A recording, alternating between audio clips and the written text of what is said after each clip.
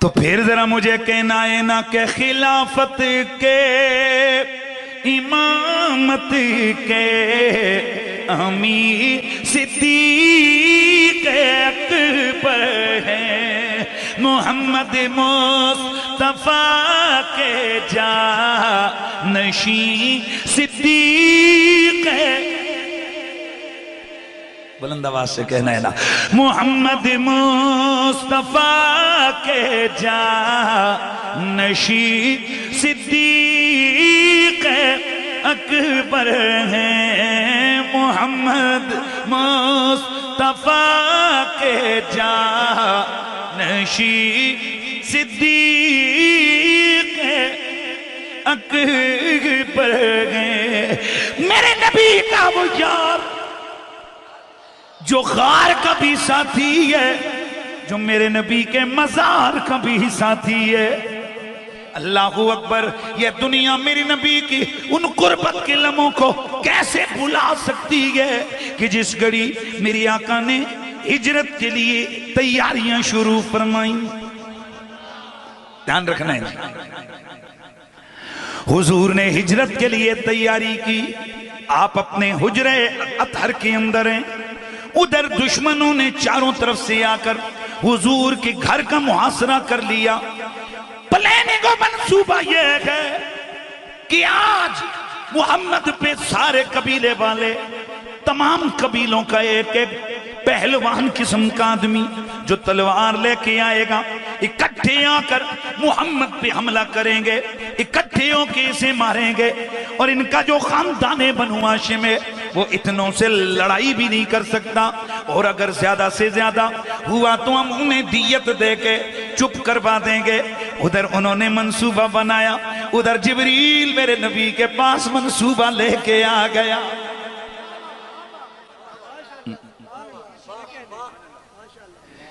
اللہ کریم نے اپنے حبیب سے فرمایا، جبریل جا میرے حبیب سے کہ اے پیارے حبیب، آج کی شب اپنے بستر پہ تم نے نہیں سونا ہے، آج کی شب اپنے بستر پہ تم نے نہیں سونا ہے۔ میرے نبی کو جس وقت حکم الہی ملا، میرے آقا نے مولا علی کو بلایا، فرمایا اے علی، میں تجھے اپنے بستر پہ لٹانے لگا ہوں، ممکن ہے کہ کوئی مجھے قتل کرنے آئے، اس کی تلوار کا نشانہ تو بن جائے، میرا سمجھ کے وہ تجھے بھی مار ڈالے۔ پہلے تو تو اپنے کمنٹس دے، پہلے تو تو اپنی رائے دے، تو کیا چاہتا ہے؟ مولا علی نے 2 جملوں میں بات ختم کر دی، عرض کی سونیاں، روحی لروح کا فدام ونفسی لنفسی کا فقام، علی کی روح آپ کی روح پہ قربان، علی کی زندگی، علی کی ذات آپ کی ذات پر قربان ہو جائے۔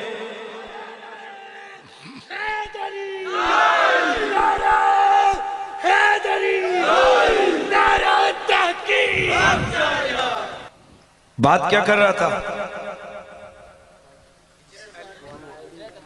مولا علی کو میرے نبی مکرم سید کونین نے فرمایا، علی میرے رب نے مجھے حکم دے دیا ہے، میں اب یہاں سے جانے لگا ہوں، میں مدینے چلا جاؤں گا، تم میرے بستر پہ سو جاؤ، صبح اٹھ کر فلاں فلاں کو میری امانتیں دے کر تم بھی مدینے آ جانا۔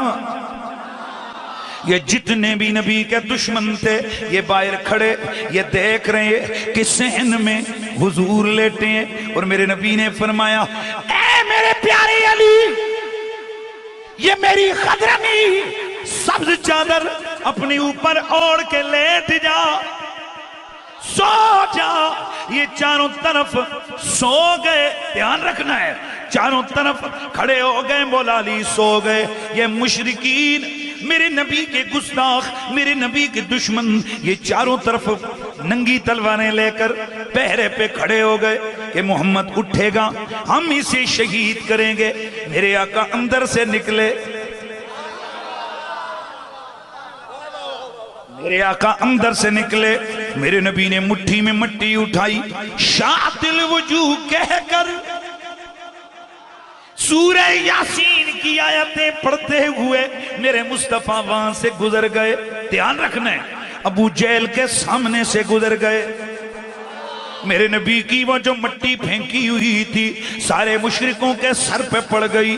وہ پھر بھی کھڑے رہے، دیکھتے رہے کہ بستر پہ نبی لیٹ آئے، دیکھتے رہے کہ بستر پہ نبی لیٹ آئے.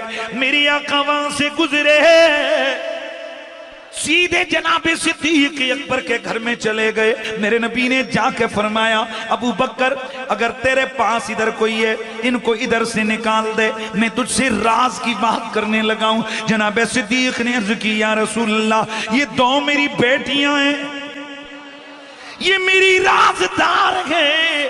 سیدہ عائشہ فرماتی ہے کہ حضور نے اس گھڑی ہمارے سامنے ہمارے ابا جی جناب صدیق اکبر سے بات کی.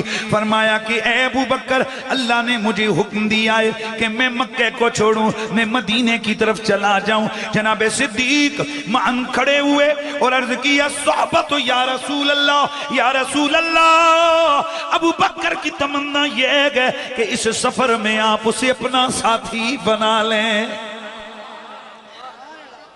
میرے نبی نے فرمایا نعم، ہاں ہاں ابو بکر تیری تمنا پوری، ہاں ہاں تیرا ہی نام ہے، تیرا ہی نام ہے، تیرا ہی نام ہے، تو ہی میرا عمر کا بھی سفر بنے گا.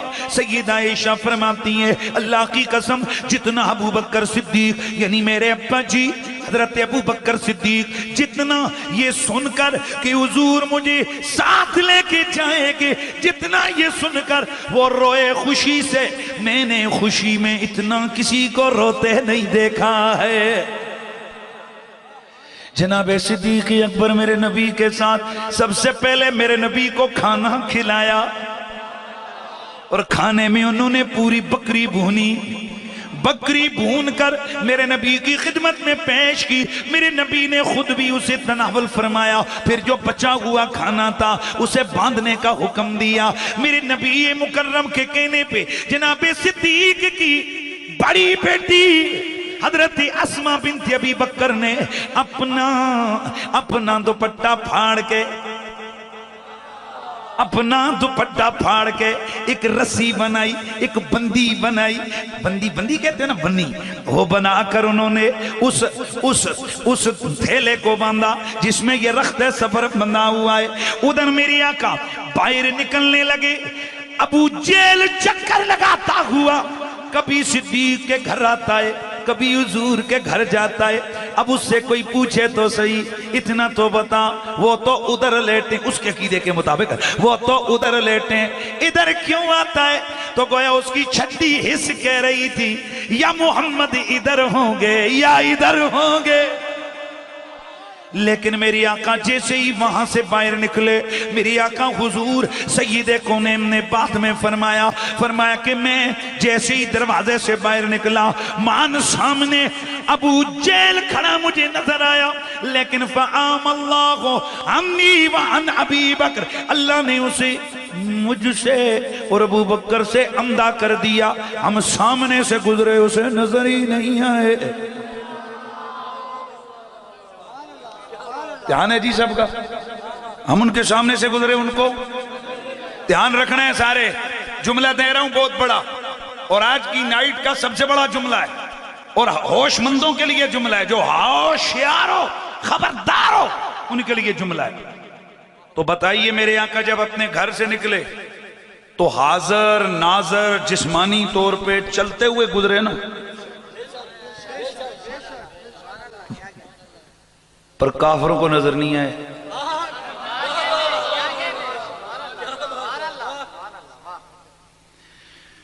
پھر دوسری مرتبہ آمنہ کا لال ابو بکر صدیق کے گھر سے نکلے، جسمانی طور پہ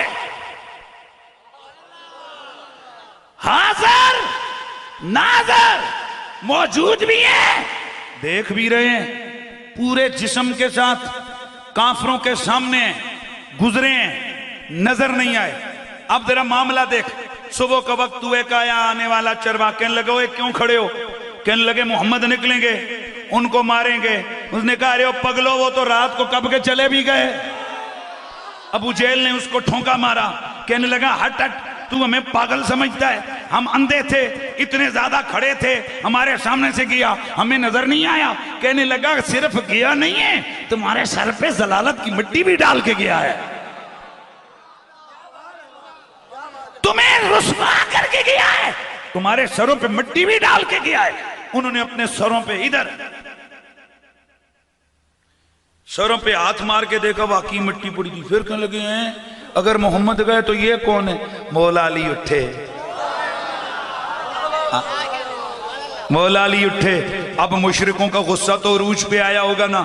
یہی بات ہے حضرات، یہ پرانا طریقہ ہے کہ جب نبی کے ساتھ علی نظر آئے نا تو کافروں کی طبیعت بگڑ جاتی ہے۔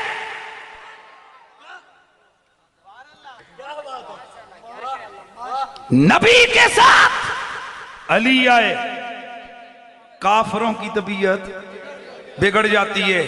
اور پوائنٹ آف دا ڈے، آج کی نائٹ کا سب سے بڑا جملہ جو میں آپ کی نظر کرنے لگا ہوں وہ ذرا غور سے سنیے۔ بتائیے میرا نبی 2 بار مشرکوں کے سامنے سے گزرے کہ نہیں؟ ان کو نظر آئے؟ اونچا بول۔ اسی لیے تو ابو جہل نے اس کو مارا نہ، ٹھونکا مارا۔ کہنے لگا ہم ادھر کھڑے تھے، سوئے ہوئے نہیں تھے، جاگ رہے تھے، ہمیں نظر نہیں آئے۔ اگر تھے تو نظر کیوں نہیں آئے؟ آج بھی کہتا ہے اگر ہیں تو نظر کیوں نہیں آتے؟ تو میں جملہ بولتا ہوں، میں کہتا ہوں جب جسمانی طور پہ حاضر ناظر نبی مشرک و کافر کو نظر نہیں آتا تو روحانی حاضر ناظر تمہیں کیسے نظر آ سکتا ہے؟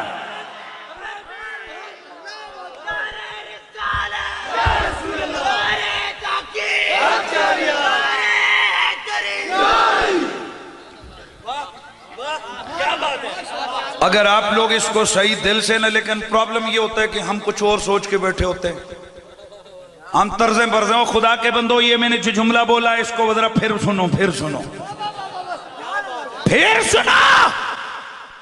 اس نے بھی کہا تھا اگر محمد ہے تھے نظر کیوں نہیں آئے؟ وہ جو جسمانی طور پہ تھے،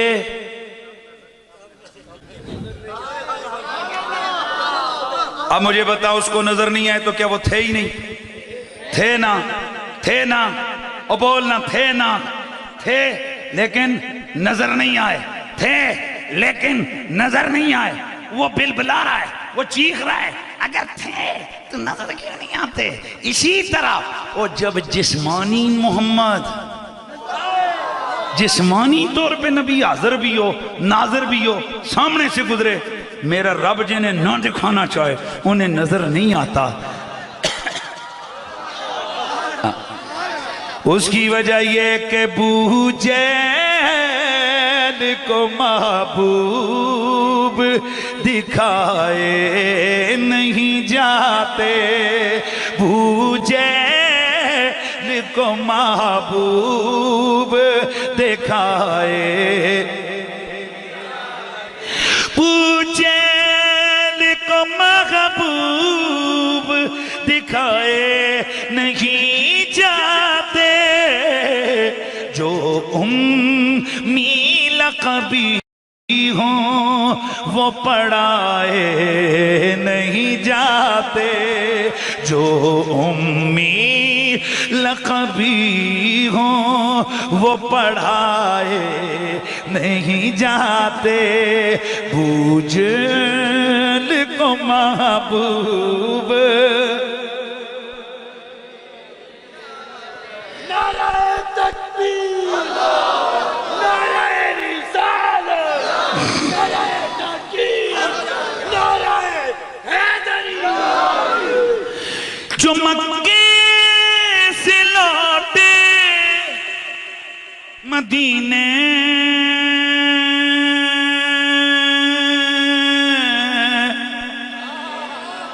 نہ چلے، وہ یہ سمجھیں کہ منکر وہاں بلائے نہیں جاتے، وہ یہ سمجھیں کہ منکر وہاں بلائے نہیں جاتے، محبوب جیل کو محبوب دکھائے، بوجھل کو محبوب دکھائے نہیں جاتے، بوجھل کو محبوب دکھائے نہیں جاتے، جو امی لقبی ہوں وہ پڑھائے نہیں جاتے، جو امی لقبی ہوں وہ میرے مصطفیٰ کریم جناب صدیق اکبر سید کونین کو لے کر میری آقا نے ایسے ہی نہیں فرمایا، فورس کر کے نہیں، زبردستی نہیں کہ چل ابو بکر، بلکہ ادھر بھی میرے نبی نے مشورہ لیا، ابو بکر اس بارے میں ذرا تو اپنی رائے دے کہ تو میرے ساتھ ادھر سے نکلے، لوگ ڈھونڈتے ہوئے آئیں، تو پکڑا جائے، تجھے اس وجہ سے بھی مار ڈالا جائے کہ تو ہی وہ بندہ ہے جو مجھ محمد کو ان کاموں پہ ابھارتا ہے۔ نہیں آیا، تو ہی وہ ذات ہے، تو ہی وہ بندہ ہے جو محمد کو ان کاموں پہ ابھارتا ہے، تجھے وہ ماریں پھر زیادہ ماریں، ممکن ہے کہ ان کی مار سے تو مر بھی جائے۔ اب یہ سارا معاملہ نتیجہ سوچ کے ابو بکر میرے ساتھ چلو، جناب صدیق نے جو جملہ بولا جواب دیا، قیامت تک آنے والے عاشقوں کے لیے عشق کا مینارہ، محبتوں کا ایک عنوان قائم کر گیا ہے۔ اللہ اکبر، جناب صدیق نے ایک جملہ بولا، عرض کی یا رسول اللہ، اگر مجھے توجہ، اگر مجھے آپ کی مخالفت کی وجہ سے یہ سارے لوگ اتنی عزت دیں، یہ سارے لوگ اتنی عزت دیں کہ مجھے دنیا کی ساری کائنات کی بادشاہی دے دیں آپ کی مخالفت کی وجہ سے، اور اگر میں آپ کی حمایت کروں تو مجھے ایسا ماریں کہ ماریں مار مار کے مجھے شدید تکلیفوں سے دوچار کر کے ایسی موت سے دوچار کریں کہ میں مرنا چاہوں اور موت نہ آئے، یعنی شدید ترین تکالیف دے کر مجھے وہ شہید کر دیں، اور حضور یہ موت مجھے آپ کی محبت میں آئے۔ جملہ آپ پریشان تو نہیں ہو گئے نا، لیکن چونکہ وہ عربی کے جو لفظ میں نے ان کا ترجمہ کرنے، ورنہ سادہ جملہ چلو بول دیتا ہوں۔ سادہ معنی یہ بنتا ہے، یا رسول اللہ، اگر آپ کی مخالفت کے باعث مجھے کائنات کا بادشاہ بنا دیا جائے اور آپ کی محبت کی وجہ سے مجھے اگر مارا جائے، اتنا مارا جائے کہ مار مار کے مجھے موت کی میں تمنا کروں، اتنی تکالیف سے دوچار کیا جائے، تو حضور مجھے آپ کی مخالفت میں دنیا کی بادشاہی ضرورت نہیں ہے، میں آپ کی محبت میں 1000 بار مرنے کو تیار بیٹھا ہوں۔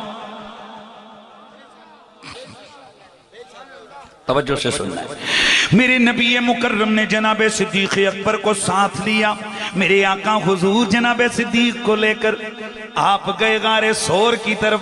راستے میں بڑا عجب معاملہ ہے، جناب حضرت صدیق کبھی دوڑ کے آگے، کبھی دوڑ کے پیچھے، کبھی دائیں کبھی بائیں۔ میرے نبی نے سوال کیا، اے ابو بکر یہ تیرا کیا معاملہ ہے؟ کبھی آگے بھاگ جاتا ہے، کبھی پیچھے دوڑ کے آتا ہے، کبھی دائیں کبھی بائیں آتا ہے، تیرا یہ انداز مجھے نظر آ رہا ہے، بتا کیوں کرتا ہے؟ عرض کی یا رسول اللہ، میں پیچھے ہوتا ہوں، مجھے خیال آتا ہے کہ کہیں آگے سے کوئی حملہ آور نہ آ جائے، حضور میں دوڑ کے آگے آ جاتا ہوں، ادھر آتا ہوں، پھر خیال آتا ہے کہ کہیں کوئی پیچھے سے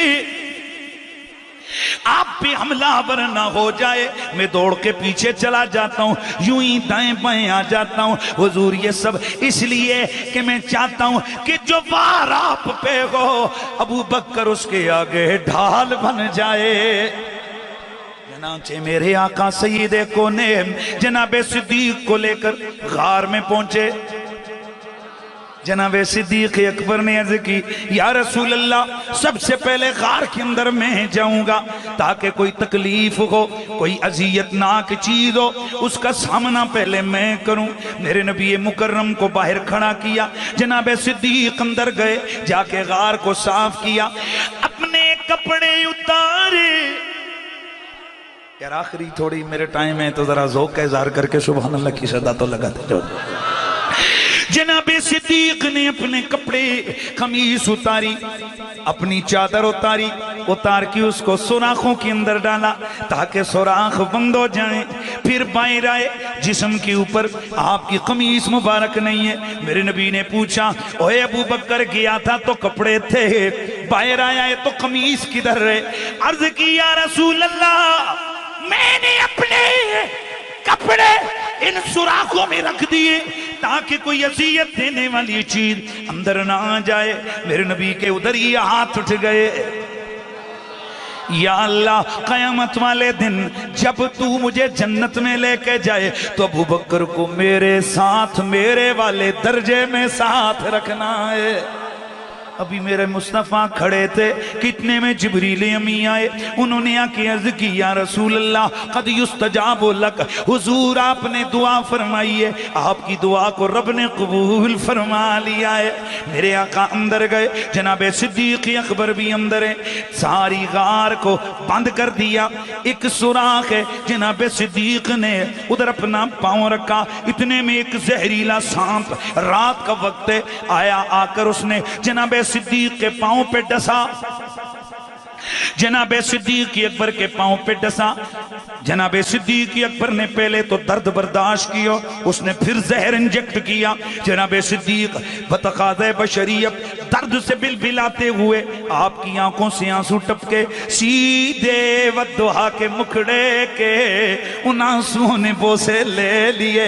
میرے نبی نے پوچھا ابو بکر کیا ہوا؟ امام کہتا تیرے آنسو کیوں نکلیں گے؟ عرض کی یا رسول اللہ لو دیکھ تو حضور مجھے کسی چیز نے ڈس لیا ہے۔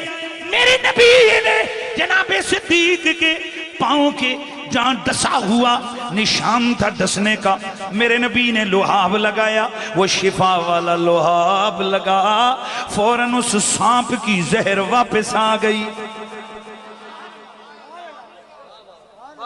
حضرات گرامی ذرا توجہ سے سننا ہے، میرے مصطفیٰ اندر ہیں، جناب صدیق بھی اندر ہے، ادھر میرے نبی کے اندر ہوتے ہوتے باہر ایک مکڑی نے آ کر جالا تن دیا۔ جلدی سے سبحان اللہ، جلدی جلدی ایک مکڑی نے آ کے غار کے دانے پہ ایک جالا تنا، ایک کبوتروں کا جوڑا آیا، انہوں نے آ کر غار کے دانے پر انڈے دے دیے۔ رات گزر گئی، اب آؤ نا سوال کرتے ہیں ابو بکر آج رات تہجد کیوں نہیں پڑھے ہیں؟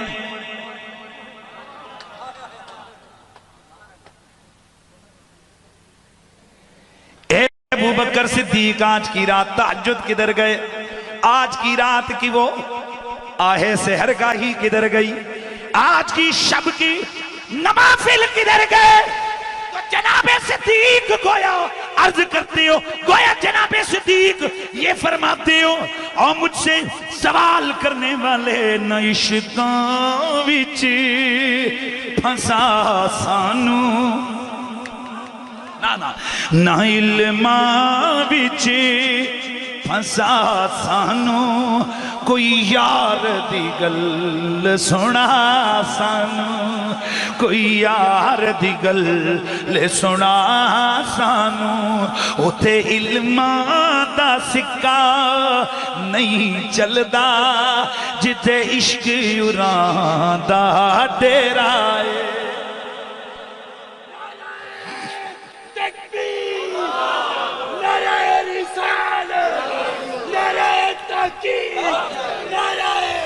اے مجھ سے سوال کرنے والوں کہ ابو بکر تیرے نفل کدھر، تیری عبادت کدھر، تیری ریاضت کدھر؟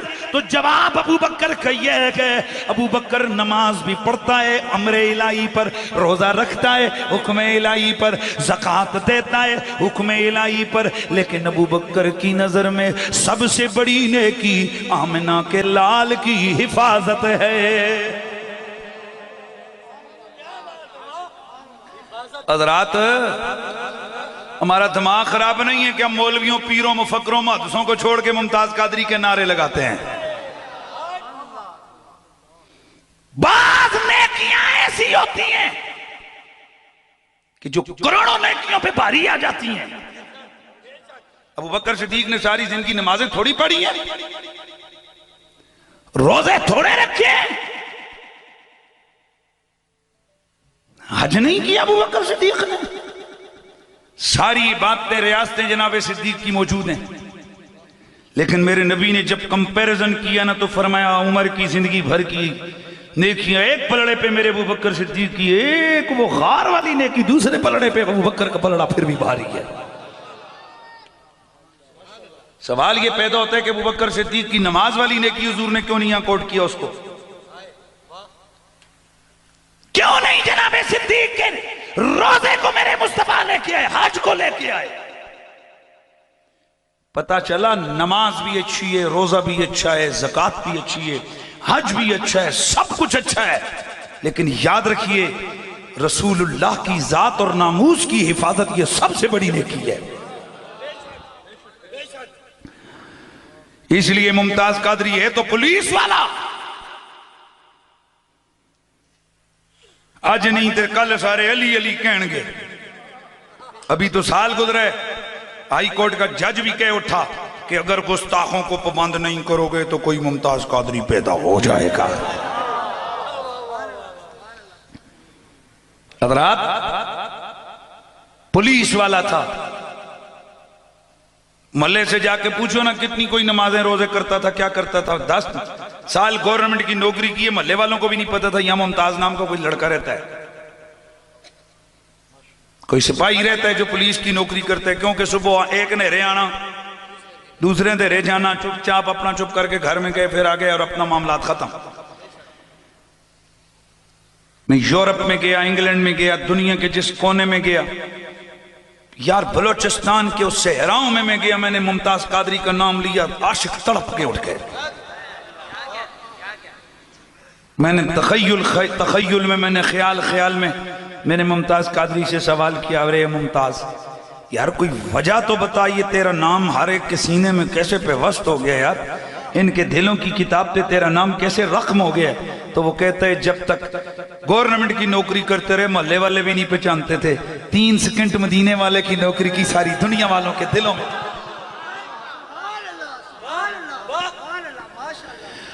تو گویا ممتاز قادری کے جذبات کا اظہار اس انداز میں کیا جا سکتا ہے کہ حضور میری تو ساری بہار آپ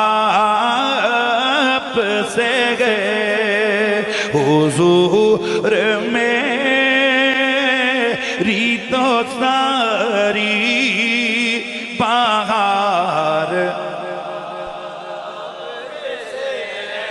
پھر ذرا مل کے کہہ دو جتنے بھی بیٹھے ہوئے ہو، حضور میری تو ساری بہار آپ سے گئے، میں بے قرار تھا،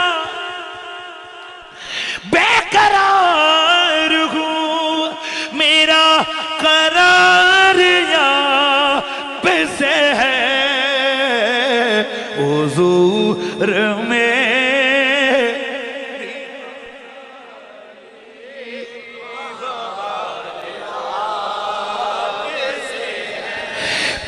کو کیا اور اتنی میری اوقات ہے،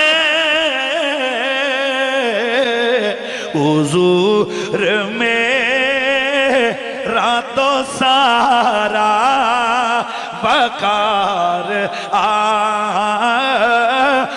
سے گئے حضور میرا تو سارا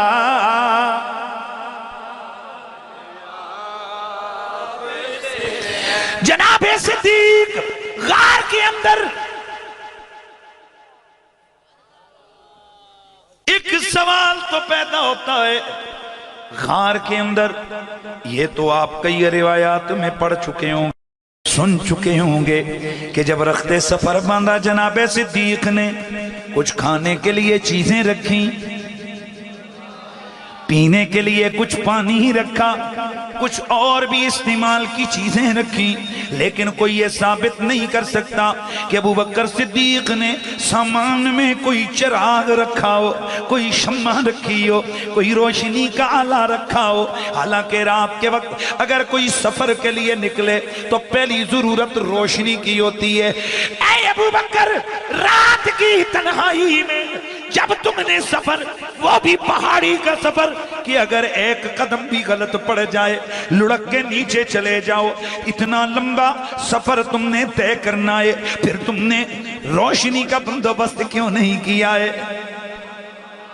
حضرات گرامی اس کی وجہ اس کا سبب یہ تھا کہ ان دو میں سے ایک تو میرا نبی ہے اور نبی کے لیے امام قسطلانی فرماتے ہیں کہ جیسے حضور کو دن کی اجالے میں نظر آتا تھا ویسے رات کی تاریکی میں بھی نبی کی آنکھیں دیکھ لیا کرتی تھی لیکن پھر بھی سوال ہے حضور کو تو نظر آتا تھا جناب صدیق کا کیا بنے گا تو اس کا بڑا آسان سا جواب ہے ارے جب توجہ رہے ارے جس گھڑی سراج منیر اللہ کا روشن کرتا چراغ خود آمنہ کا لال جناب صدیق کے ساتھ ہوں وہاں کسی شمع کی کیا ضرورت ہے میں تجھے لے کے چلتا ہوں اس لیے ایک طرف میں نے ایک جملہ تیرے سامنے بیان کرنا ہے میرے نبی کی خدمت میں کچھ صحابہ آئے آ کر میرے نبی سے دین سیکھا سارا دن بیٹھے رہے شام کا وقت آیا جانے لگے موسم خراب ہو گیا عرض کرنے لگے آقا جی روشنی کا بندوبست نہیں ہے میرے نبی نے ایک لکڑی اٹھائی اسے ہاتھوں سے ملا 10 گز نہیں بلکہ 30 گز دائیں بائیں ہر چیز روشن ہو گئی جب یہ قافلے والے گئے ان میں کچھ صحابہ ایسے تھے آدھوں نے ادھر جانا تھا آدھوں نے ادھر جانا تھا اب کیا کرے انہوں نے ایک اور لکڑی اٹھائی اس کو اس لکڑی سے ملا جتنا نور جیسے اس میں روشنی تھی ویسے اس میں بھی روشنی آئی وہ بھی منزل پا گئے یہ بھی منزل پا گئے ارے اگر نبی کے ہاتھ میں لکڑی آئے تو کوئی رستہ دکھنا مشکل نہ رہے تو جب خود نور والا نبی ساتھ ہو ابو بکر کو کیا مسئلہ ہو سکتا ہے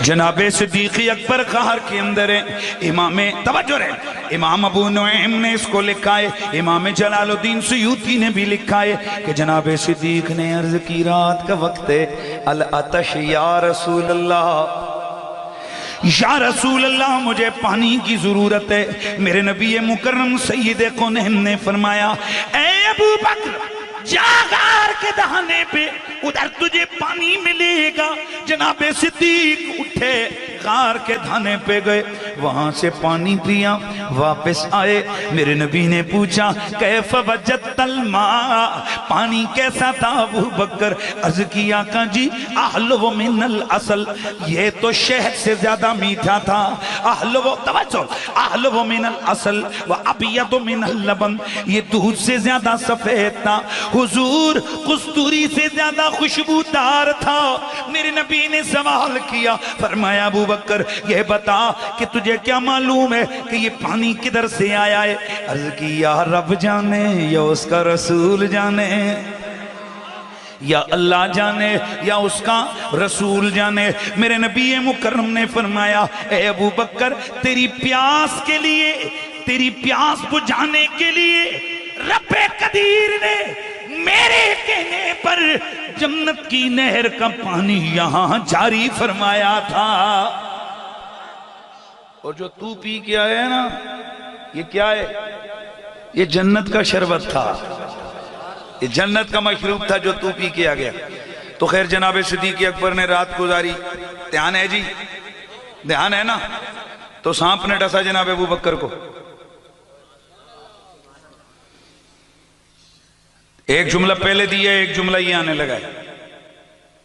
اب یہاں کئی حضرات علماء کرام وہ یہاں نقطہ افرینیاں فرماتے ہیں، وہ کہتے ہیں جڑا سپ سی اے 300 سال تو اتھے بیٹھا ہویا سی، انتظاراں وچ بیٹھا ہویا سی کہ کدوں آمنہ دا لال آوے گا میں اودیاں زیارتاں کراں گا۔ نبی دا عاشق سی۔ میں کہ حضور میں تہاڈی رائے نو ریجیکٹ نہیں کردا، لیکن میری بھی تو ایک رائے ہے نا۔ یہ کسی قرآن کی آیت یا حدیث میں نہیں لکھا ہوا کہ یہ سانپ عاشق تھا، کسی بھی کتاب میں یہ سند یہ نہیں لکھا ہوا کہ یہ سانپ عاشق تھا، پر میں کہتا ہوں عاشق رسول نہیں تھا۔ آئیاں میرا منہ تکنے جیاں جناب سپا نہ تہاڈی کوئی رشتہ داری ہے جنے دے پترو۔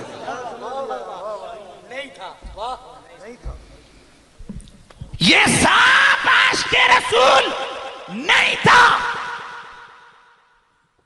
نہیں تھا، نہیں تھا۔ اگر یہ نبی کا عاشق ہوتا ابو بکر صدیق کو کبھی نہ ڈستا، کیونکہ جو نبی کا ہو وہ صدیق کو ڈسا نہیں کرتا۔ بات سمجھ آئی کہ نہیں آئی ہے؟ نبی کا نہیں تھا، نبی کا ہوتا صدیق کو اونچا بول، جناب صدیق کو نہ ڈستا۔ آقا صدیق کو ڈسنے والا میرے نبی کا نہیں ہو سکتا۔ یہ کہنا جی کہ وہ آیا میں اندر جا کے زیارت کروں، 300 سال پہلے انتظار کیتا تھا، رات انتظار نہیں کر سکتا، صبح آمنہ دا چند بار نکلے گا وٹے تے بے جا میں زیارت کر لوں گا۔ مجھے نہیں پتہ یہ کس کی فکر ہے کہ یہ عاشق رسول تھا، ابو بکر کے پاؤں میں ڈسا، اور اسی زہر کی وجہ سے جناب صدیق اکبر کے وصال کے وقت وہ زہر کا اثر دوبارہ آیا۔ حیرت کی بات ہے، ہو ابو بکر ہو حضور کا عاشق، ڈسے حضور کے غلام کو، اور ڈسے میرے نبی کے عاشق کو، ڈسے میرے مصطفیٰ کے یار غار کو، اور میرا نبی۔ اچھا پھر یہ سوال پیدا ہوتا ہے اگر ڈسا تھا تو پھر رکا کیوں نہیں؟ یہاں سے بھی پتہ چلا یہ جو صدیق کے ڈسنے والے ہوتے ہیں نا، یہ میدان میں رکتے نہیں۔ لیکن میرے آقا سیدنا صدیق اکبر کو ڈسنے والوں نے ڈسا، میرے رسول کا پیار اور پیار قریب آ گیا، ابو بکر میرے نبی کے اور قریب آ گئے۔ اس سانپ نے جو ڈسا، سوال یہ پیدا ہوتا ہے کہ کئیوں کو تلواریں لگیں، ان کے سر قلم ہوئے، کئیوں کے بازو کٹے، میرے نبی نے ان کو نہیں کہا کہ وہ ان کی ایک ضرب ایک طرف اور یہ ساروں کی نیکیاں، یار ایک سانپ کا ڈسنا زیادہ ہے، یہ سر کٹنا زیادہ بڑا ہے، لیکن کہا نا سمجھے نہیں ہو، مسئلہ سانپ کے ڈنگ کا نہیں تھا، مسئلہ تھا صدیق کی استقامت کا۔